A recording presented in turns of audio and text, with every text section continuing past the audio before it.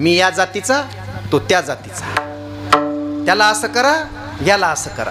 हे काय चाललंय महाराष्ट्रामध्ये? मला आज आठवण यायली हो, आठवण यायली हो. 18 पगड जातीला एकत्र घेऊन राजकारणातून समाजकारण करणाऱ्या लोकनेते गोपीनाथराव मुंडे साहेबांची. माझाच आता लातूर जिल्हा आहे माझा, पण तेव्हा रेणापूर मतदारसंघ होता आणि आमच्या जिल्ह्यातूनच साहेब 5 वेळा, जिथं 70% मराठा समाज होता, भरभरून मतदान करून बाकीचा 30% समाज होता, 70% मराठा समाज होता, 5 वेळा निवडून दिले. कुठला जातीवाद? काय करताय, काय बोलताय? जरा इतिहास बघा मागे फिरून. काय करायलेत लोक? झोपलेले नाहीत तर काय जागे आहेत का? आणि काय भलं होणार आहे कुणाचं? फार फार असं अंतकरण असं पिळवटून निघाले महाराज. हो, किती आनंदानं नांदायचं, किती आनंदानं नांदत होते सगळे. आणि यासाठीच प्रयत्न केला होता श्री संत भगवान बाबांनी, वामन भाऊंनी, माझ्या श्री संत मोतीराम महाराजांनी. आणि त्याच्या अगोदर, सगळ्यात अगोदर 18 पगड जातीला एकत्र घेऊन माझ्या श्रीमंत श्री छत्रपती शिवरायांनी 18 पगड जातीतल्या मावळ्यांना एकत्र घेऊन ते स्वराज्य निर्माण केलं, त्याचं सुराज्य निर्माण केलं. आईच्या एका शब्दासाठी छत्रपती शिवाजी महाराज आयुष्याची 36 वर्षे पळसकरांनी लिहिले बघा. चरित्र वाचत जा, आपण अभ्यास करत जा, वाचत जा. पळसकर लिहितात 36 वर्ष हा राजा झोपला नाही. लोक म्हणले झोपला कसा नाही? झोपला असेल की, झोपला असेल तर घोड्यावरच झोपला असेल, अंथरुणात झोपला नाही. म्हणून स्वराज्य निर्माण झालंय. जरा याची आठवण ठेवा, आठवण ठेवा. आणि त्या राज्यामध्ये एक जात नव्हती कुणाची, कुणाच्या बापाचे नाही. छत्रपती शिवाजी महाराज 18 पगड जातीतल्या सगळ्यांचे बाप आहेत ते, लक्षात ठेवा. बाप माणूस होता तो, बाप माणूस होता. म्हणून याची आठवण ठेवा. म्हणूनच मला आज इकडे ह्या 4-8 दिवसात हेच अभंग घ्यायला मला वाईट वाटायले. संतांनी तिथून सांगितलंय. म्हणून रात्रंदिवस मी यासाठीच आलो. नाथ महाराज म्हणतात, यासाठीच तुम्हाला उपदेश करतोय. माझे संत साधू संत ऋषीमुनी यासाठीच आले होते ना. ते तेव्हा कळले ना, तुम्हाला आजपर्यंत कळले. संत आलेल्या प्रत्येक संतांना त्यांचं ऐकण्यापेक्षा समाजाने उलट त्यांना त्रास दिला आणि गावातून हाकलून दिलं. प्रत्येकाच्या झोळीमध्ये काय टाकलं विचार करा. काय टाकलं? का फुलं टाकली कुणाच्या झोळीत? कुठल्याच संतांच्या झोळीत फुलं नाही टाकली. मग ज्ञानोबारायांपासून श्री संत भगवान बाबांपर्यंत या पहा जरा चरित्र आपण. अजून लोक जागे झाले नाहीत. म्हणून जाग करणार हा अभंग आहे, जागल्या प्रकरण आहे. फार गोड अभंग आहे. रात्रंदिवस तुम्हाला मी विनंती करतोय, तुम्ही सावध असा. महाराज आम्ही झोपलेले आहोत का? आणि सावध असा म्हणण्याचं कारण काय? कशासाठी सावध करताय तुम्ही? तुमच्या नगरीचा आम्हा नाही भरोसा. अरे कधी जेवता जेवता माणसं चाललेत. माझ्या बरोबरचे एक महाराज परवा दिवशी खुर्चीत बसल्या, चहा पिता पिता खुर्चीत जाग्यावर गेले महाराज. हो, काय अमर आहात का काय तुम्ही? अमर नाही कोणी काळ टपलेला, कधी उचलील कुणा ठावे कोणाला. तुम्ही भक्ती करा, संत सेवा धरा, रामनामाचा ठेवा तुम्ही पुढे पाठवा. राम आठवा, थोडं पुण्य साठवा, पुण्याईचा चेक घ्या खुशाल वटवा. चेक मिळतो, भक्ती केली की चेक मिळतो, काही कमी पडत नाही. म्हणून संत सावध करतात. कारण तुमच्या नगरीचा आम्हा नाही भरोसा, उजेड पडताना गळा पडेल फासा. आताच काही नाही वाटत. ज्या दिवशी मृत्यू समोर येऊन उभा राहील, काळ तुमच्या समोर येऊन उभा राहील, त्या दिवशी मात्र माणसाला उजडल्यासारखं वाटतंय. उजडता उजडता अंधार निर्माण होतो डोळ्यासमोर. म्हणून मायबाप हो सावध रहा. उठा की जी मायबाप, मायबाप, मायबाप उठा. कशी अशी झोप लागली तुम्हाला? कशी लागली झोप? हुजूर जाऊन या. हुजूर जोहार घालतो मी तुम्हाला. हुजूर संत अद्वैतात राहणारे अद्वैती संत वैकुंठातून इथं येऊन तुम्हाला मला जोहार करताय. कारण जगाच्या कल्याणा संताच्या विभूती, देह कष्टविती परोपकारी. कळवळा आहे त्यांना तुमचा माझा. आणि म्हणून त्या कळवळ्यासाठी फार वाईट वाटते त्यांना की अरे किती जन्म झाला फेरा, गणित नाही जी दातारा. पडिलो आवरती भोवरा बहु थोरा वळसिया. अरे किती वळसे घेतलेस तू, किती फेरे फिरलास तू. किडे मुंगी आळी कुत्र्या मांजराचे जन्म घेऊन घेऊन घेऊन घेऊन हो परमात्म्याच्या कृपेनं तुला मनुष्याचा जन्म मिळालाय. लक्ष इकडे द्या सगळे, तिकडे नका बघू. चोपदार लय भारी आहेत. हा तुम्हाला झोप लागायची. एवढे फेरे फिरून फिरून आलायस बाबा, आणि प्रत्येक फेऱ्याचा आबा किती दुःख आहे हो. ते जीव काय सांगू गर्भीची यातना मज भोगिता नारायणा. मांस मळ मूत्र जाना तुझ क्षणोक्षणा ध्यातसे. देवा इमानदारीनं प्रामाणिकपणे सांगतो, फार वेदना होत आहेत रे या मातेच्या उदरामध्ये. मला कृपा करून एकदा बाहेर, तुझ्या नावाचा विसरच पडू देणार नाही मी. रात्रंदिवस जागा राहील आणि तुझंच नाम चिंतन करील. आठवीन पाय आठवीन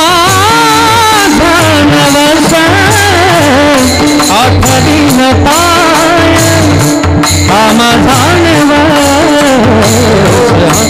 आठवीन पाय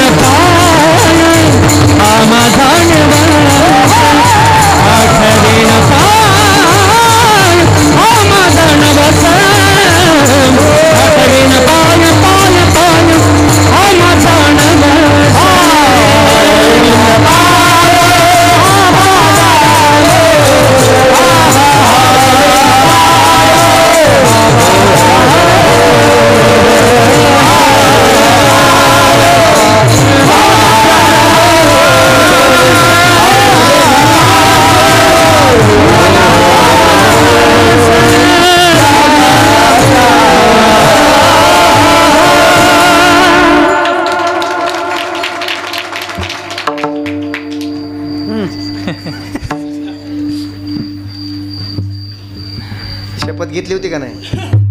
शपथ घेतली होती का नाही? प्रत्येकानं, मी तुम्ही. हो, आता डॉक्टर बसलेत तिकडं. विष्टाले पुचहूकडे विचारा त्यांना, आईच्या गर्भात असलेल्या, आता ते गायनेकोलॉजिस्ट होणार आहेत, आईच्या गर्भात असलेल्या लेकराच्या अवतीभोवती त्या आईच्या गर्भपिशवीमध्ये काय असतं तर निव्वळ घाण आणि घाण असते 9 महिने साठलेली. विष्टाले चहूकडे, नाकी तोंडी कुर्मी किडे, गर्भवासीचे दुःख गाढे, कोणा पुढे सांगावे, कोण ऐकायला देवा. तूच आहेस रे म्हणून एकदा बाहेर काढ, पुन्हा विसरणार नाही. काय सांगू गर्भीची यातना, गीता नारायणा, मांसमळ मूत्र जाना, तुझं क्षणोक्षणा धाकसे. गर्भीची यातना,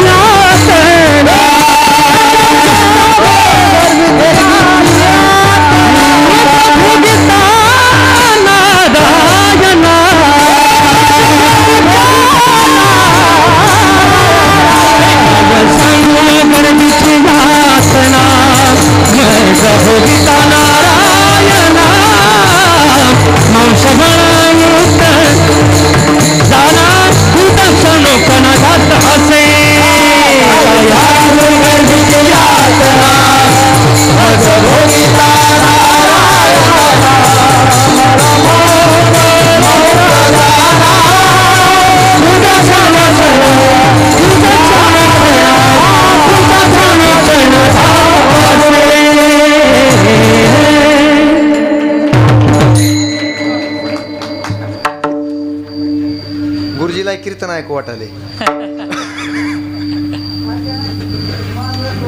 असं आहे का?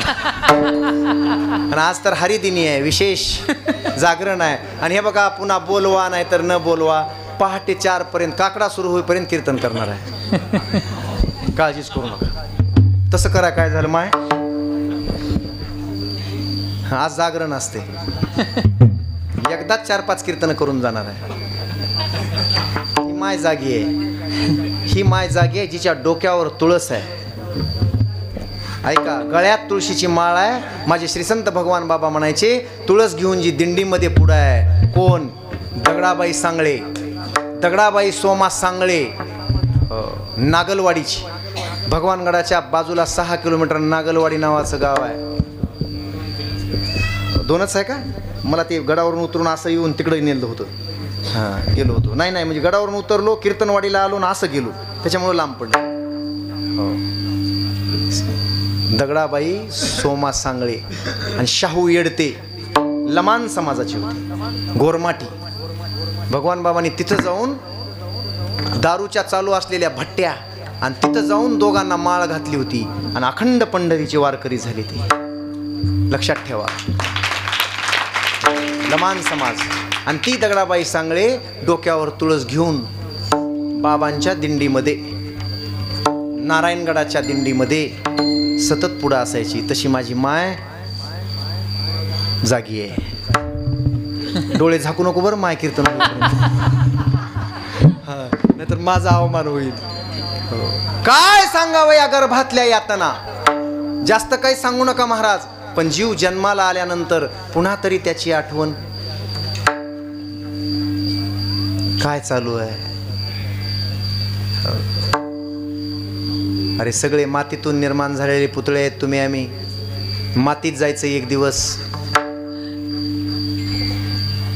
विचारा त्या संतांना, एवढा त्रास लोकांनी देऊन सुद्धा, एवढा त्रास देऊन सुद्धा त्यांना विचारलं, बाबा इतका त्रास घेण्याचं काही कारण? तुम्ही पाटलाच्या घरचे आहेत, सानप पाटलाच्या कुळातले आहेत, कशासाठी एवढा त्रास घेताय लोकांचा?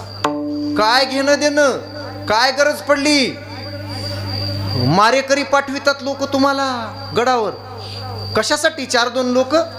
एक सांगू का, कोणत्या बी समाजात असल्या जातीचे काही माणसं असते, कोणत्या बी जातीत, हो, त्यांची जातच वेगळी असते. ते स्पेशली कुठं हटकर, धनगर, मराठा, वंजारा, बंजारा याच्यातले नसते ते. ते तसे स्पेशल असते, त्याची स्पेशालिटी असते ती. हो, ते वारीला जात नाहीत, वारीला गेलेल्याच्या कुटाळक्या करीत बसते तिथं कुचरवट्यावर. त्याला दुसरा धंदाच नसते. सप्त्या तिथं राबणार नाहीत ते. महाराज कुठवर आलेत, कोण कुठवर, पट्टी देणार आणि मोकळं होणार. आणि पट्टी देऊन मोकळे असे होणार की सैराट होणार, काही बी बोलणार, काही बी बोलणार. तुमच्याच गावचं नाही, कुठलं बी आता सध्या असं चाललंय. माग कोणीतरी म्हणलं होतं, आंधळ्याची वरात आणि बहिऱ्याच्या घरात. कुणाचाच कुणाला मेळ राहिला नाही. कुणी काय बोलावं, कुणाविषयी बोलावं. तिथं कथेला आहे मी. 3-4 दिवस झालं भाकरी खायलोय. ती बाई उठली आणि एका दिवशी मला वाढीत ती एका दिवशी आबा ती म्हणली, त्या मोदड्याला काही कळतंय का? मोदड्याला, मोदी साहेबाला, पंतप्रधानाला देशाच्या. अरे योगी आणि मोदी आहेत म्हणून या देशात स्त्रियांचं रक्षण आहे. काय समजता? 1 रुपयाचा भ्रष्टाचार काढून दाखवा त्या 2 नेत्यावर. 1 रुपयाचा. कशाला विरोध करता? 1 रुपयाचा भ्रष्टाचार काढून दाखवा आणि चौकात फाशी द्या. मला द्या आधी. फक्त तुमच्या माझ्यासाठी जगणारे फार थोडे माणसं आहेत या देशामध्ये, फार थोडे माणसं आहेत. विठाला विठाला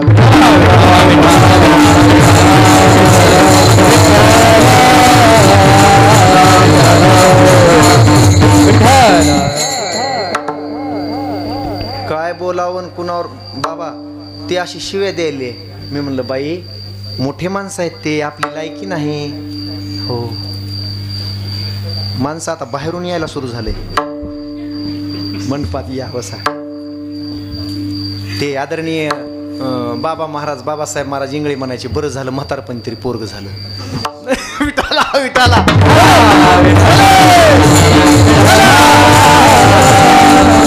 कधीतरी जागा झालं पाहिजे माणसाने. ती बाई म्हणायला लागली. मी एकदा दोनदा ऐकून घेतलं. तिला म्हणलं बाई मोदड्यान मोदीन 4 दिवस झालं तुझ्या हातच्या भाकरी खायलोय. म्हणलं मी भाकरच खातो, जास्त भाकरीच. तिला म्हणलं 4 दिवस झालं भाकरी खातोय, तुझ्या भाकरीला एकदा बी पापुडा आला नाही. म्हणलं तुला पापुडा आणायची अक्कल नाही, भाकरीला पापुडा. कुणाला बोलायलीस? माय गये म्हणली. काय सांगावं काय. आता घरच बदललं आम्ही रात्री. तिथलं घरच बदललं. म्हणलं आता ही आपल्याला नीट ठेवीत नाही. हो. सकाळी नाश्ता तरी, महाराज म्हणले नाश्ता तरी करून जाऊ. नुसत्या अशा हिरव्या गर्द मिरच्याचा ठेसा वाटला तिला. त्याला म्हणलं मी रात्रीच निघालो होतो, कशाला राहिला, घर बदलायचं होतं. अवघड आहे बाबा. हे झोपेत आहेत माणसं सगळे. अरे एवढा त्रास दिलाय तुम्हाला. पण बघा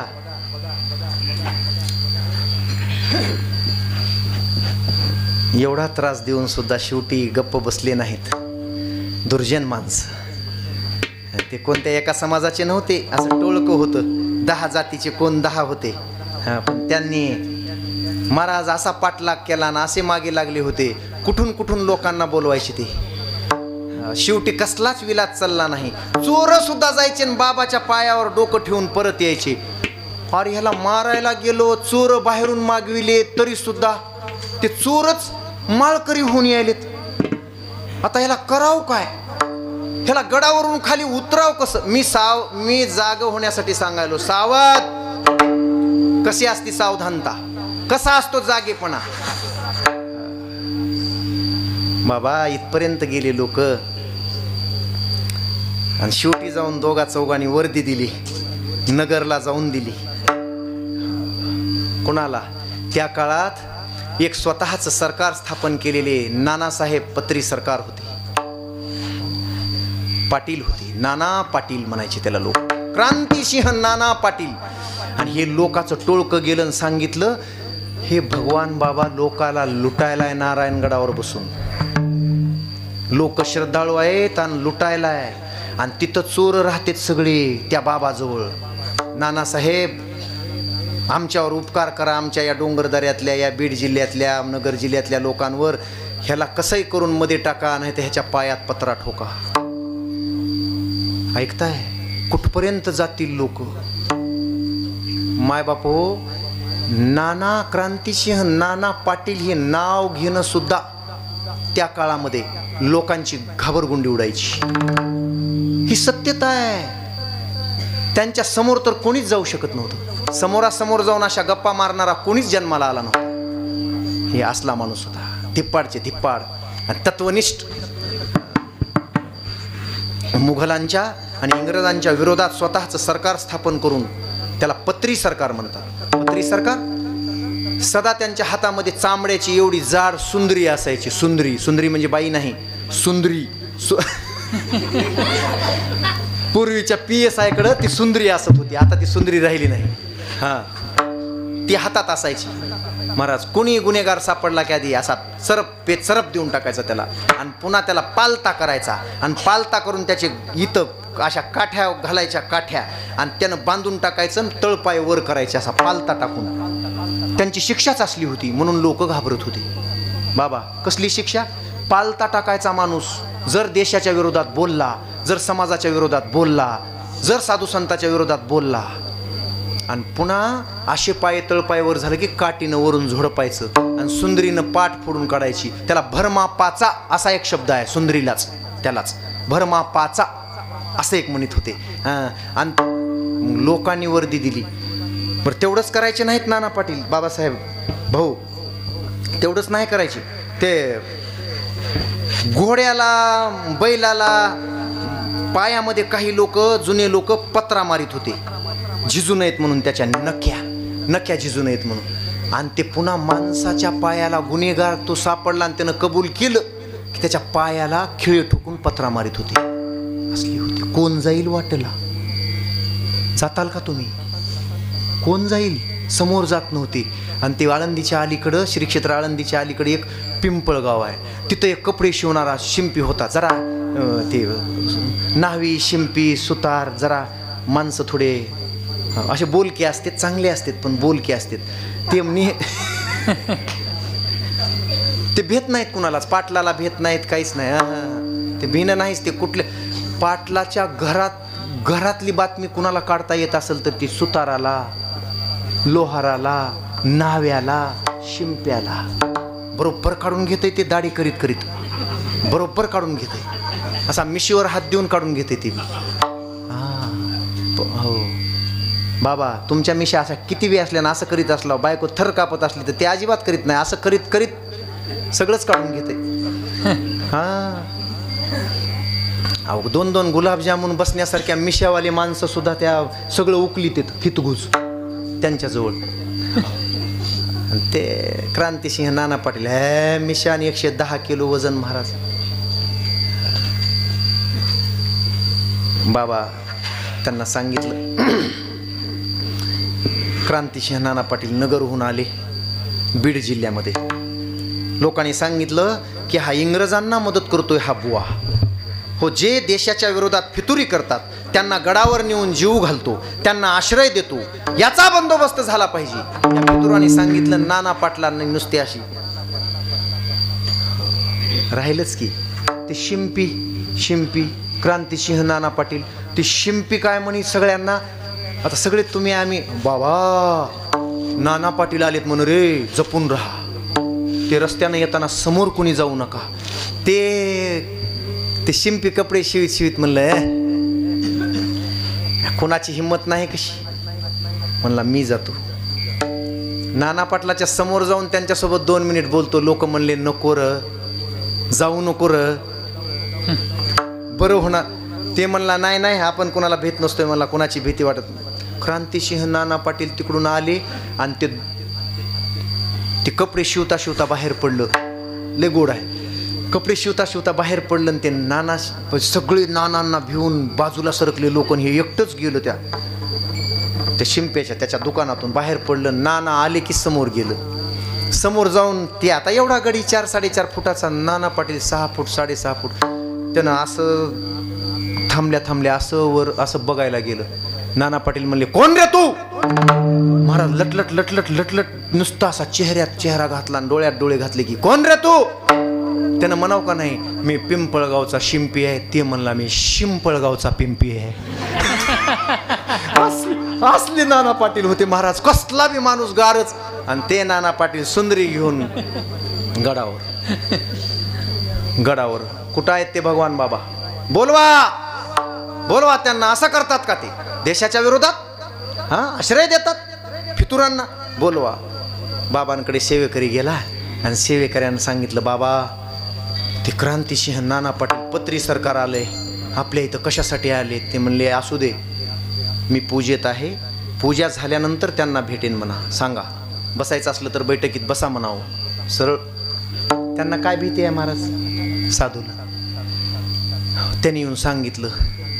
बाबा म्हणलेत की मी पूजेमध्ये आहे, पण क्रांतिसिंह नाना पाटील माळकरी होते, ते पूजेचं महत्त्व जाणत होते. अरे पूजेतल्या माणसाला कधी विक्षेप करू नये हे त्यांना माहीत होतं. तिथंच फिरत राहिले, त्या उघड खांबीमध्ये असे फिरत राहिले 10 मिनिट.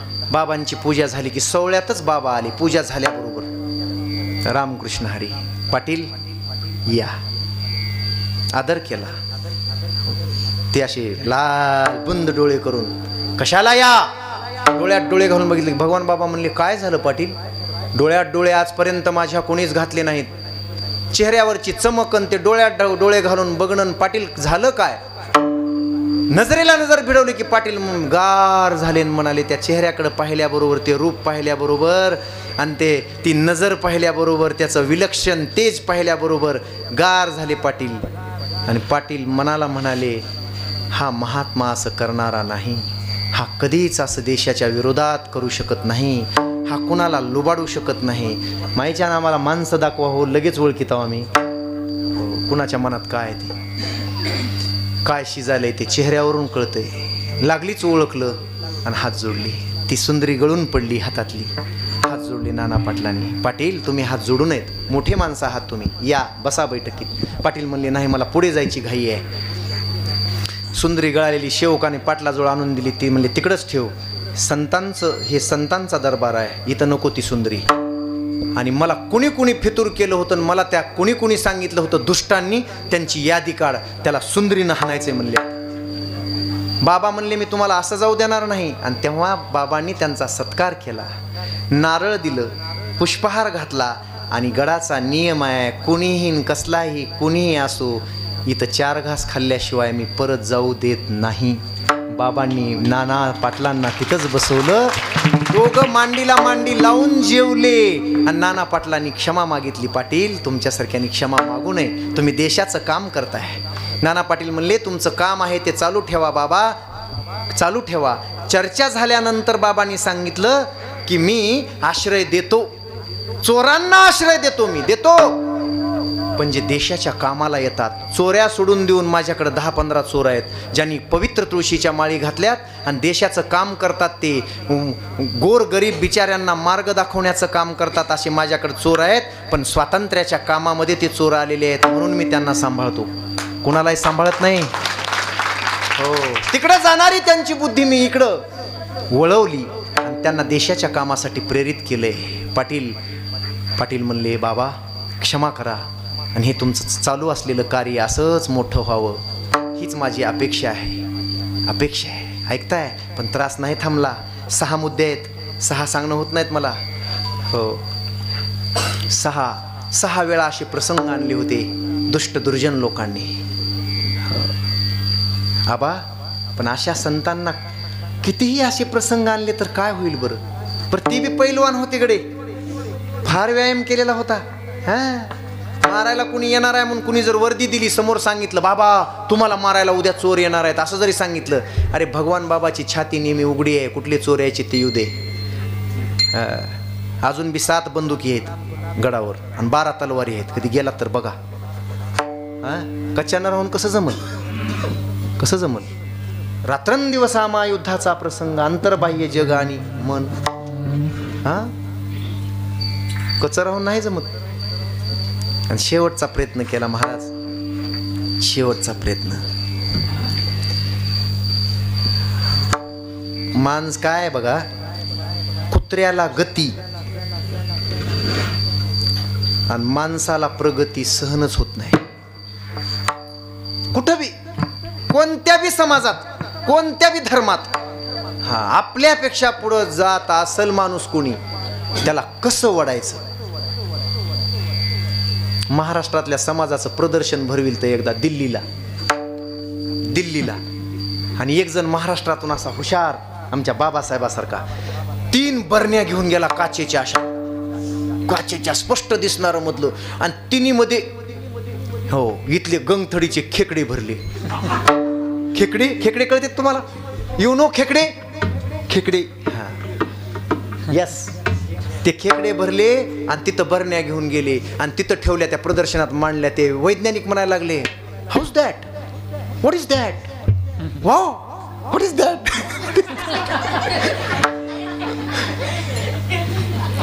खेकडा. काय? बाबासाहेब म्हणले, हा महाराष्ट्राचा समाज आहे, त्याचं प्रदर्शन मी भरवलंय आणि याच्यातून काय शिकायचं आम्ही. ते म्हणले, थोडं थांबा की तुम्हाला शिकायला मिळेल. असे 5-5, 6-6 खेकडे होते महाराज. इतकाल उंच बरण्या होत्या, अशा खेकडे तळाला होते. ते टोपनं काढले आणि ठेवले. एक खेकडा तरतर तरतर तरतर तरतर वर यायचा, वरच्या काठावर आला की दुसऱ्या खालून दुसऱ्यानं पळतच यायचं की त्याला लांगी, अशी त्याची लांगी असते, ती लांगी अशीच घालायची. बाहेर जातोस, बाहेर जातोस, ते चाललाय त्याला धरायला, तोवर ते तिसरा त्याला, तू कशाला त्याच्या पाठीमागं चाललास, तुझी तू MBBS कशाला, अरे इथंच बस रे. आमच्या सोबत गप्पा मारायला आणि बिड्या फुकायला कोण, तू गेलास आमचं कसं होईल. सगळेच खेकडे एकमेकाला वळालेत खाली. हे आमचं प्रदर्शन आहे आणि हा आमचा समाज आहे. विठाला विठाला.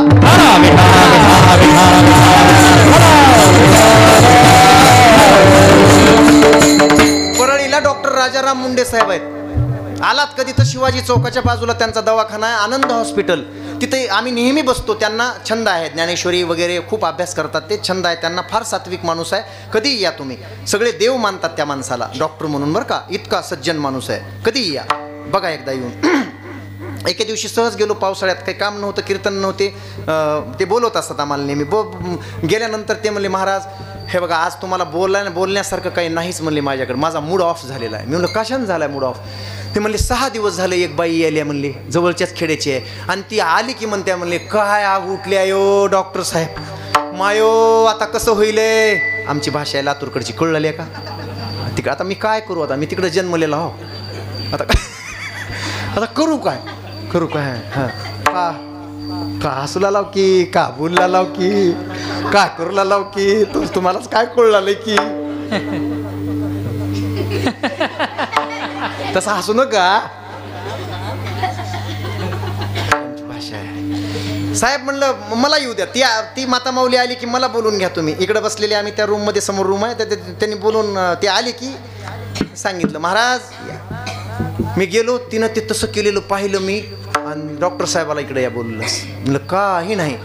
डॉक्टर साहेब म्हणले, महाराज मी शिक्षण घेतलं 25 वर्षे, माझ्या डिक्शनरीतली आणि माझ्या स्मरणातली एकही गोळी हिला द्यायची बाकी ठेवली नाही. पण हिची आग, आग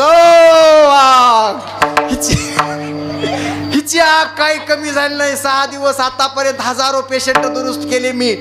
म्हणलं, काहीच करू नका डॉक्टर साहेब, सोपा विलाज आहे, तुमच्यानं विलाज होत नाही. डॉक्टर साहेब त्याला महाराजच लागतंय आणि त्याला वारकरी संप्रदायच लागतंय, कसल्याचा बी विलाज करायला. एकच विचारा तिला, एकच विचारा तिला, विचारा, माय हे तुला कधीपासून व्हायलंय, केव्हापासून व्हायलंय, काय खाल्लं होतंस, कोणत्या दिवशी, कुणाला बघितलं होतंस, कोणत्या बाईला बघितलं होतंस, कुणाच्या घरला गेली, नेमकं कधीपासून ही आगन दुखी सुरू झाली आहे पोटामध्ये. डॉक्टर साहेब गेले. डॉक्टर साहेबांनी तिला विचारलं, माय ही आग कधीपासून तुला आठवतंय का, कोणत्या मिनिटापासून तुझ्यात ही आग सुरू झाली आणि हे दुखणं. ती म्हणली, माय बाजूच्या सखीला तिच्या नवऱ्यानं 8 तोळ्याचा गंटन हार करून आणला आणि ती मया घरला आली दाखवायला, आणि तिनं हार दाखवल्यापासून आगच पडल्या. म्हणली, ती कशी जाईना आता, कुठल्या औषधानं ही आग राहील, माय कशी राहिली आग. काय झोप आहे मोठी माणसाची महाराज, फार मोठी झोप आहे, ऐकताय. म्हणून माणसाला माणूस पुढे गेलेला आणि त्याचं नाव झालेलं, हा सण होत नाही, नाही सण होत, नाही सण झालं. अरे सगळे भगवान बाबाच म्हणालेत, हे कुठे गेले की त्याचंच नाव घ्यायलेत, कसं सण होईल. गडाला आलेली दक्षिणा ह्याच्या पायावर इतका ढिग लागालेत. वामन भाऊ बी म्हणून गेले, अरे त्याच्या पायात लक्ष्मी आहे र. कुठं बी बसला कुणाच्या बैठकीत, आता जाऊन विचारा काही गावात बाबा ज्याच्या ज्याच्या बैठकीत बसायचे, बैठकीत तोपर्यंत अर्धा तास आम्ही जसं बसलो आता जाऊन बैठकीत बसले, ते घर कोट्याधीश आहेत आज. लक्ष्मीकांत होते ते जन्मता. श्री संत एकनाथ महाराज किती श्रीमंत होते, आणि श्री संत एकनाथ महाराजांचाच अवतार श्री संत भगवान बाबा आहे. जे त्रिभुवनी आम्ही वैभवाचे धनी, आम्ही वैभवाचे धनी, आम्ही वैभवाचे धनी.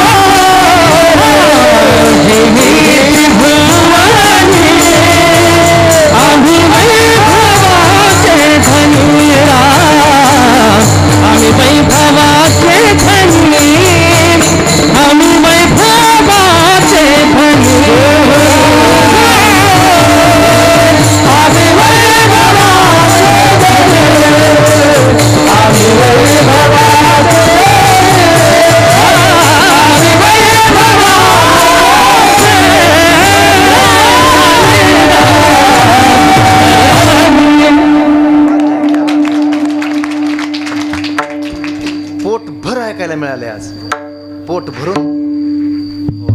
25 वर्ष साधना केली आमच्या आबांनी, 25 30 वर्ष साधना केली आमच्या धन्यकुमार मुरकुटेंनी. महाराज एवढी साधना केली सांगू का तुम्हाला किती साधना केली. एक दिवस विचारा त्यांना कीर्तन सुटल्यास, स्वर रटून रटून आणि स्वर घासून घासून एक दिवस त्याच्या पट्ट्या सुद्धा खराब झाल्या होत्या. खरं बोलायलो मी, पागल होईपर्यंत साधना केली आहे या माणसाने. सोपं नाही, सोपं नाही. हा, मग डॉक्टरनं सांगितलं की तुम्हाला ही साधना बंद करावी लागेल 1 वर्ष. विचारा त्यांना, ते स्वतः सांगतात मला. पुन्हा मी माणसात आलो. इतकं वेड पाहिजे. तसं वेड 18 पगड जातीतल्या या समाजाला त्यांचा उद्धार करावा. प्रत्येकाच्या दारापर्यंत बैलगाडीने, गंगा घोडीवर बसून, घटण्या घोड्यावर बसून, आरब्या घोड्यावर बसून प्रत्येकाच्या दारात पोहोचावं, सांगावं शिका. लोक ऐकत नव्हते आमची, याची व्यवस्था होईना.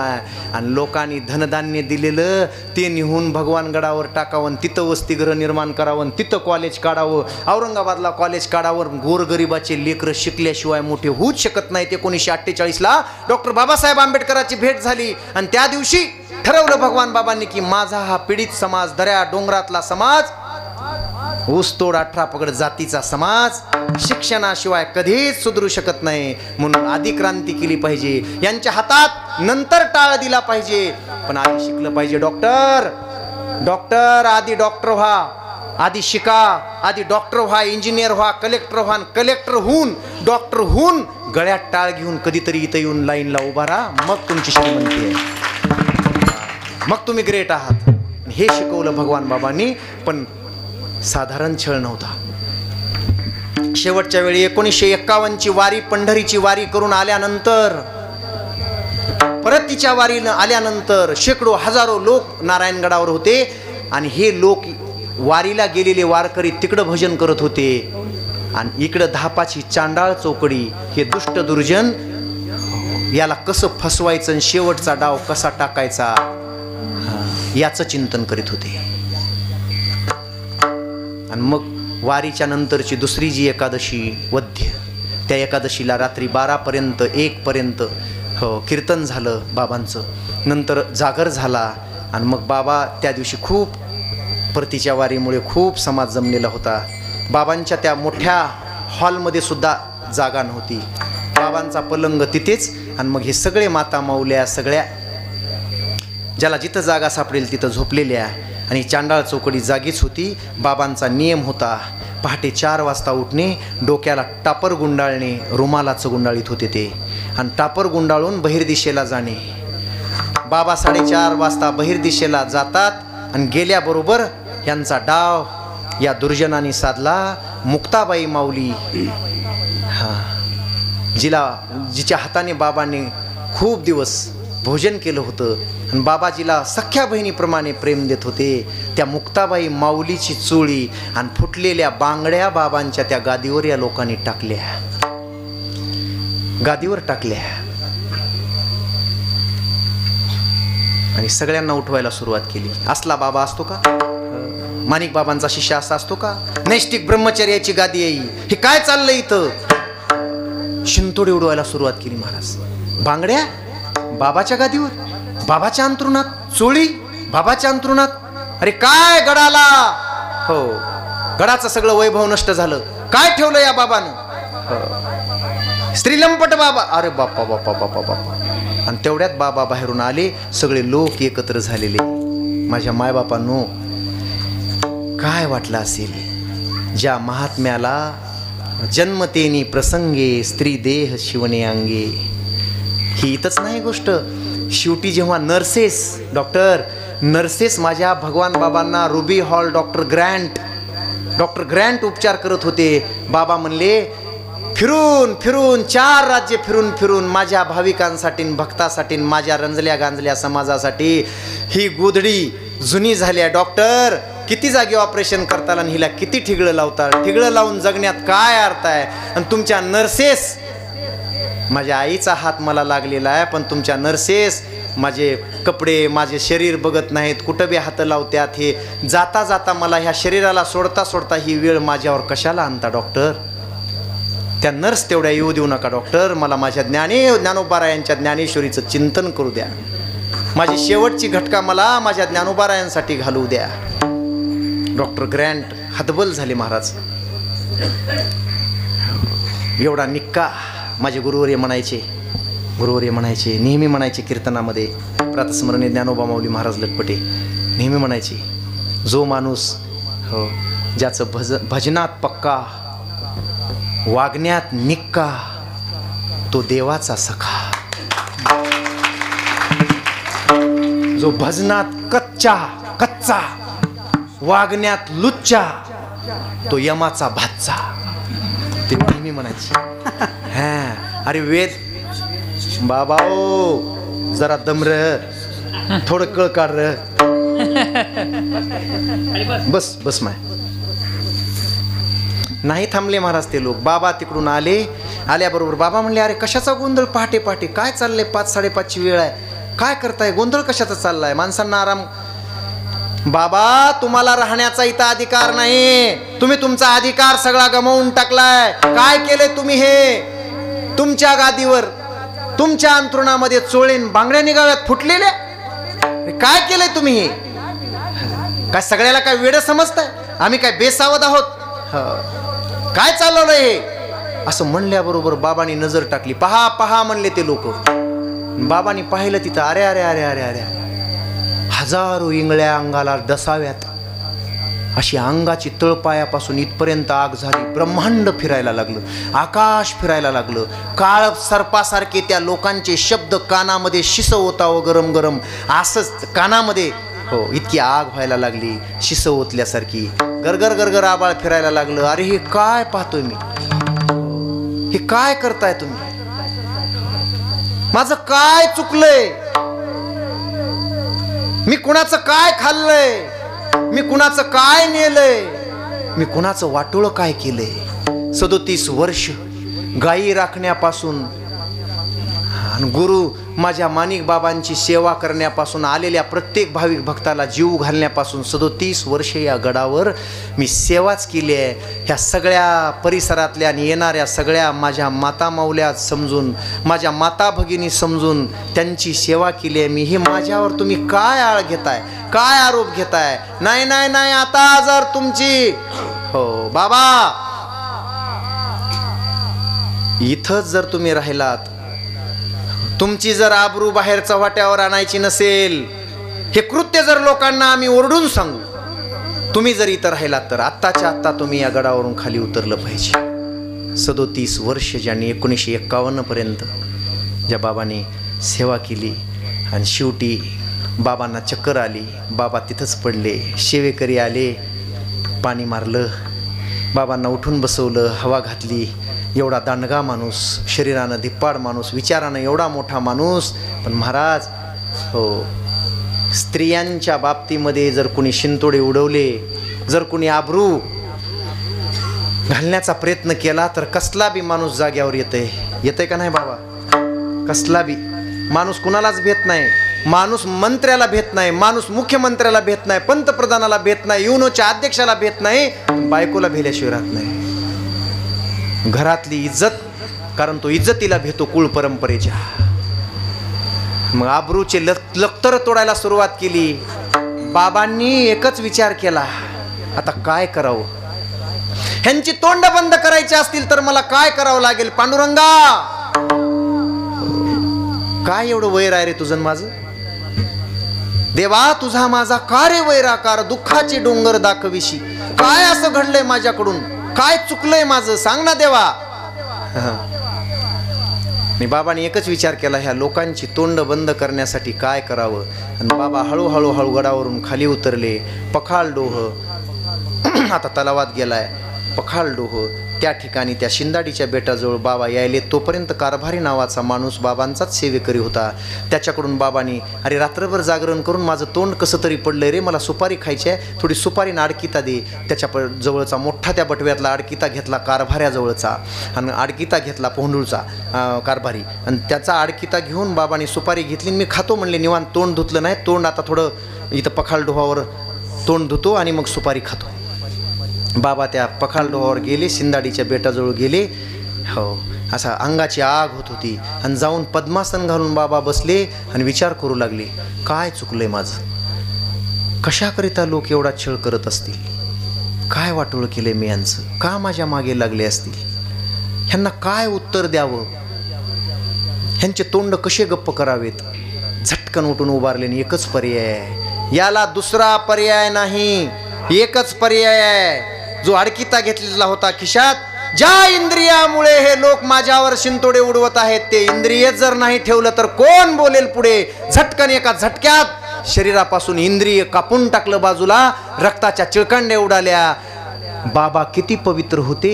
रक्ताच्या प्रत्येक चिळकांडीन, प्रत्येक थेंबामध्ये जिथं जिथं ते थेंब पडले, तिथं तिथं प्रत्यक्ष तुळशी उगवल्या.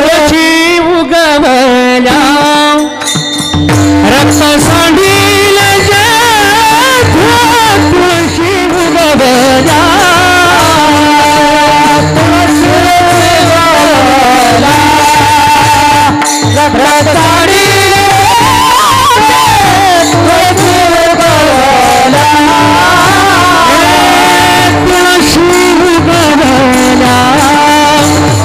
रक्त सांडील तुळशी उगवल्या.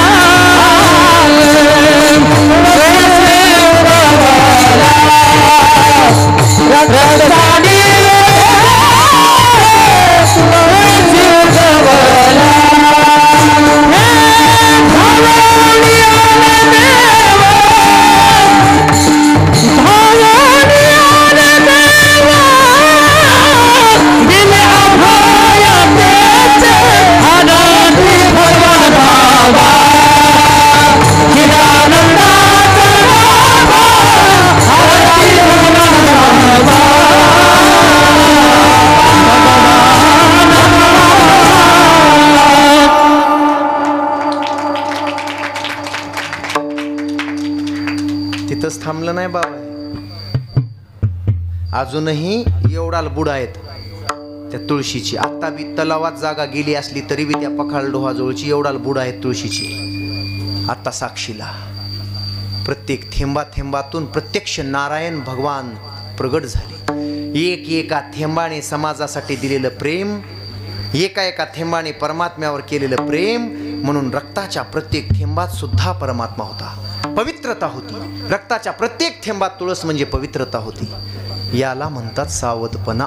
आणि असेच संत तुम्हाला मला सावध करतात अभंगाच्या पहिल्या. रात्र दिवस घोकितो तुम्ही सावध. रात्र दिवस घोकितो तुम्ही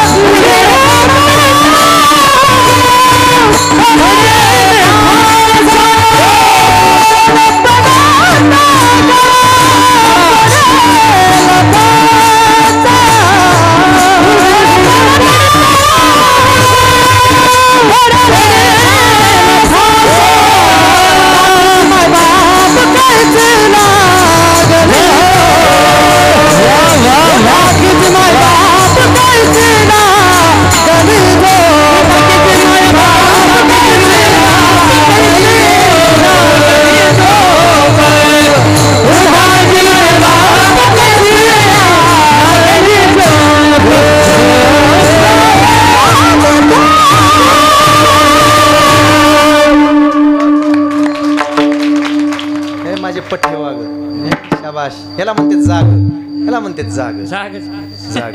कशाला माणसं झोपतील. झालं कीर्तन झालं, 11 वाजले 11. कशाला झोपतील. आल्या का बाबा कुणाला झोप. झोप आल्या का 5 रुपये बक्षीस. पण काही काही महाबागा असे असते तर इतक्या बी गर्द्यामध्ये झोपत येतो. ऊसाच्या ट्रॅक्टरच्या ट्रॉलीवर झोपाव का. लेकर काय करायला की बायको कोणाच्या घरी कामाला चालली की शेतात दारू पिऊन तुर. हो तुमच्या तिथून वळलो त्या वडी गोदरी येऊन इकडे वळलो. किती झोप येत आहेत माणसं. तिथंच पडलेलं होतं ते तुमच्याकडे रोड जिथून त्या पुलावरून त्या कॅनलवरून इकडे फुटला की तिथंच पडलेलं होतं. मी म्हणलं आहे आपल्याकडे 15-20 मिनिट वेळ. अरे कुणाचंही भलं करावं. ते असं वाकडंच होऊन पडलं होतं असं इतकं वाकडं. त्याला म्हणलं अरे हे वात आला ह्याला वात. ह्याला उचला तिथं वडी गोदरी तरी दाखवू त्या डॉक्टरजवळ. धन्यकुमार महाराज म्हणले महाराज खरं आहे तुमचं. खरं आहे म्हणले आपण वारकरी आहोत. उचललं त्याला तिथं नेलं डॉक्टर साहेबाजवळ नेलं. डॉक्टर साहेब हसले. मी म्हणलं हसताय काय. त्याचे डोळे असे व्हायलेत. डॉक्टर साहेब त्याला बोलताही नाही. ते लकलक असं हलायले. डॉक्टर म्हणले काही झालं नाही काही चिंता करू नका म्हणले हे जुनंच गिरायक आहे. मी म्हणलं जुनं गिरायक आता 2 मिनिटात फ्रेश करून आणतो म्हणले. बाहेर बसा तुम्ही महाराज चहा वगैरे घ्या थोडं एकादशी आहे. बरं 2च मिनिटामध्ये ते बाहेर आलं असं. म्हणलं डॉक्टर साहेब काय झालं. काय नाही म्हणले हे सकाळपासून पिले हो पिले रोडच्या कडीला आपलं टॉयलेटला गेले. लघवीला गेले पण ते लघवी करीत झालंय म्हणले असं पॅन्टाचं हुक त्याच्या इथं अडकून बसले. बाकी काय रोग आहे म्हणले तर. कशाचा रोग आहे. अहो लय येडे आहेत. लय झोपलेले आहेत माणसं. लय झोपलेले आहेत. सांगू तुम्हाला किती झोपलेले आहेत सांगू. माझ्या बहिणींनो तुमचं माहेर मायबाप आनंदात आहेत. सगळं आनंदात राहावं. आनंदात असावं. सगळ्याचा आनंद असावा. ऐकताय. एवढे कष्ट करणारे या काळ्या मातीतून सोनं पिकवणारे हे तुमचे सासू सासरे. कधी याच्यातल्या एखाद्या तरी माझ्या बहिणीनं त्या सासूला नाही तर सासऱ्याला मस्त सुंदर ऑटो करून गेवराईच्या किंवा जवळ असलेल्या बाजारात नेऊन सासूबाई तुम्हाला मी आज 15,000चं लुगडं घेणार आहे अशी म्हणलेली एकतरी इथं आहे का. 100 रुपये बक्षीस. झोप नाही तर काय. 50 वर्ष गड्यासारखा बाप राबला. गड्यासारखा शेतात राबला हा बाप 50 वर्ष. दरवर्षी 1.25 लाख रुपयाचा गडी लागतोय. किती पैसे होते विचार करा. काय मागितलंय त्यानं त्या बापानं. पण कधी बापाचा वाढदिवस साजरा करावा वाटला. बायकोचे स्टेटस ठेवले रे तुम्ही. किती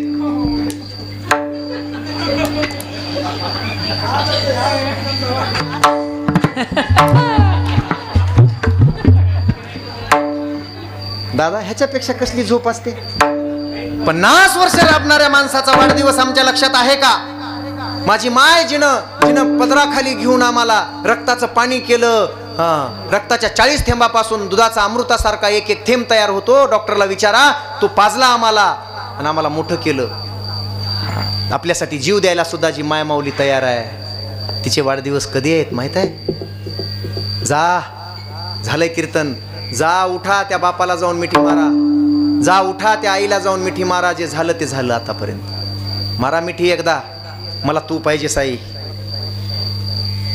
ते अमिताभ बच्चन आणि ते शशी कपूर म्हणत नाहीत का दीवारमध्ये. शशी कपूर 4 पत्र्याच्या घरात राहते आणि ते अमिताभ असा डॉन होऊन फिरते डॉन. आणि एक दिवशी येते म्हणते काय ते बूढ़े माँ बाप को लेकर बैठा है रे तू. तुझे बोला था चल मेरे साथ. चल देख आज मेरे पास क्या नहीं है. बंगला है गाड़ी है सब कुछ है. पैसा है दौलत है सब कुछ है. क्या है तेरे पास. ते शशी कपूर म्हणला तेरे पास सब कुछ है. तेरे पास पूरी दुनिया है लेकिन मेरे पास मेरी माँ है. कधीतरी पिक्चर मधून शिकावं. सांगू ज्याच्या पाठीमाग मायबापाच्या सेवेचा आशीर्वाद आहे. हा पांडुरंग जरी आला दारात आणि म्हणला ना तुझं मी वाटोळं करायला आलोय. चल फुट.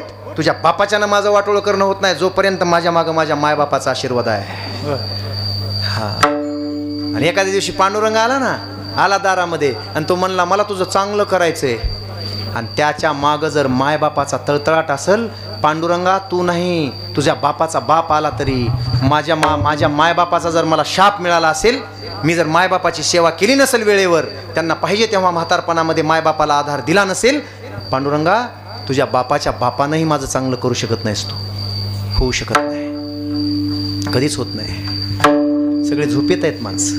आणि म्हणून पहाटे 4 वाजता संत उठायचे. पहाटे 4 वाजल्यापासून संत उठायचे आणि मग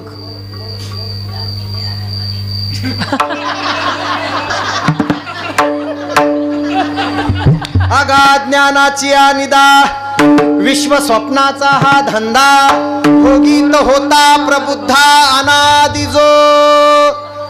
अनादि काळापासून ही झोप आहे माणसाची. विठोबार कुमाई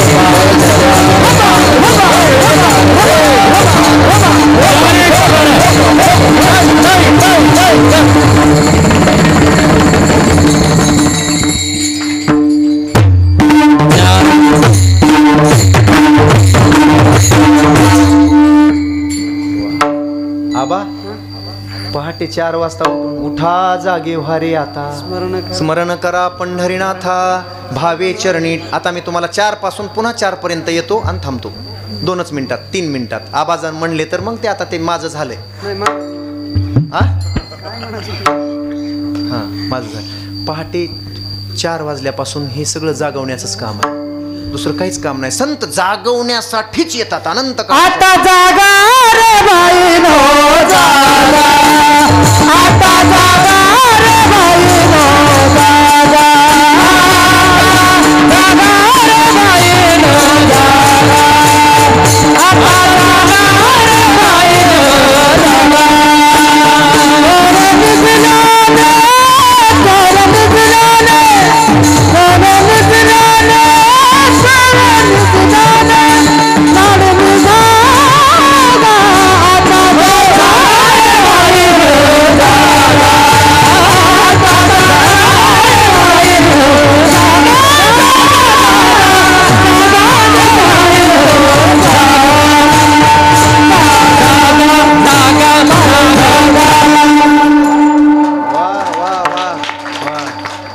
पण ते काय म्हणतात लोक माहित आहे का? आमच्या गावात तर ते आता तुमच्याकडे बरे आहेत सगळे, काकड्याला आणले होते लोक तुमच्याकडूनच आणले होते, जालन्याकडून, जालना जिल्ह्यातूनच आणले होते. आमच्या लातूरमध्ये आमच्या गावात भजनी नाहीत म्हणून आणले. हे गावातले पोरं 1-2 दिवस गप बसले रात्रभर गवळणी म्हणायचे आणि पहाटे यांनी काकडा सुरू केला म्हाताऱ्यानी. सहनच झाला नाही. 4 म्हातारे उचलले, जीपमध्ये घातले आणि कुठे नेऊन सोडलेत ते अजून पता नाही त्याचा. काकडा कुणाला आवडते महाराज? त्याचा राग येतो. त्यानं म्हणलं काही तर माय मावल्यांनो जागा. त्या म्हणतात साखर झोपे मध्ये मी असता अवचिताला तुम्ही. अरे साखर झोप आहे पहाटे 4:30 पासून 5:30 6:30 पर्यंत काय उठवता? पण संत थांबत नाहीत. हा नित्य प्रत्येक क्षणोक्षणाला जागवण्याचाच प्रयत्न. आता जागा रे भाईनो जागा, आता जागा. हो चोर निजल्या ते नाडोनी भागा. अरे हे पाप आहे तुमचं. आळसच सगळ्यात मोठं पाप आहे. रामप्रहर आहे. हो ब्रह्मवेळ आहे. उठा जागा. नाही जागत. आणि मग संतांना म्हणावं लागतंय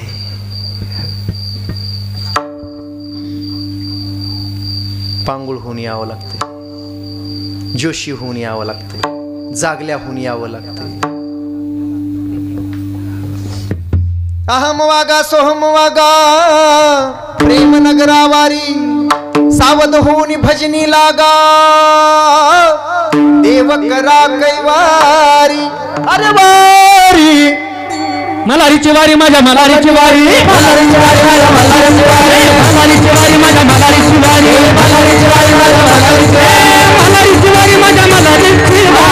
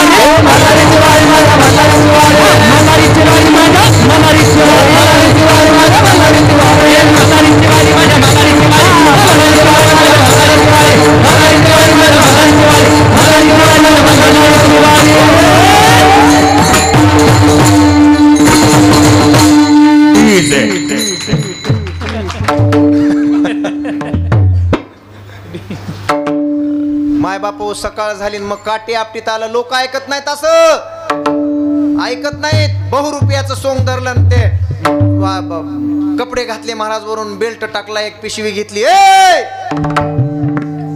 देवासोबत लग्न लावायला आलोय तुमचं. कोण पत्र्यावर 25 एकर ऊस लावलाय.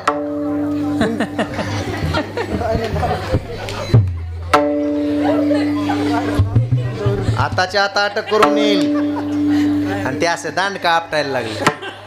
हे जरी नाही काल माझा दुसरा येईल, हे जरी नाही काल, हे जरी नाही काल, जरी दुसरा येईल, हे जरी नाही काल. चलती सेवतीला बाळ बांधून येईल, चलती सेवतीला, चलती सेवतीला बाळ बांधून येईल, चलती सेवतीला. माझं नातं आमचं काही बघायला, आमचे काही बघायला, माझं नातं आमचे काही बघायला, आमचे काही बघायला. पिकला पिकला पिकला पिकला माघारी, पिकला माघारी, पिकला